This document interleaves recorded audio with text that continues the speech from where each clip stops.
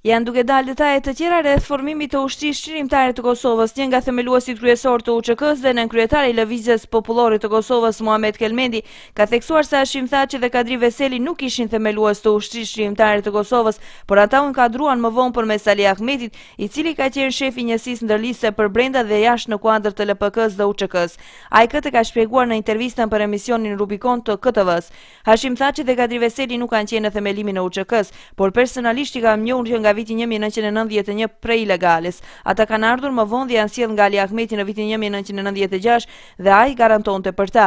Nuk e di që ka qenë në themelimin e UÇK-s, për të qenë më i qartë, nuk kanë qenë themelues, ka theksuar Kelmendi, i cili në qershor të vitit 1998 thotë se kishte braktisur LPK-n për shkak të mospajtimeve rreth luftës frontale, grumbullimit të mjeteve dhe politikave të kësaj lëvizje.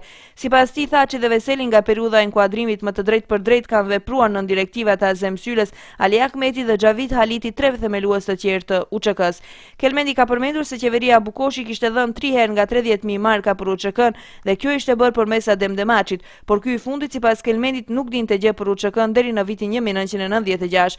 Unë e kam takuar dhe i kam treguar për UÇK-n, nuk e besonte, por duke qenë se ai kishte lidhje të mira me Bujar Bukoshin, e luta që të shkoj dhe të kërkoj para për UÇK-n. I thash që cilin do person që e do Bujar Bukoshi le të ngarkon në këtë punë. Bukoshi u pajtua me një kusht, tha i ndajmë çdo muaj nga 30.000 euro me kushtin që çdo muaj të ketë aksione kundër forcave pushtuese, ka thënë Kelmendi, teksa ka shtuar si andan mjetet 3 herë. Njëri ndër themeluesit e UÇK-s dhe LPK-s, Kelmendi, në këtë intervistë ka folur në mënyrë kronologjike për të gjithë zhvillimet e organizatave legale dhe jo legale të asaj kohe dhe për çështje të tjera.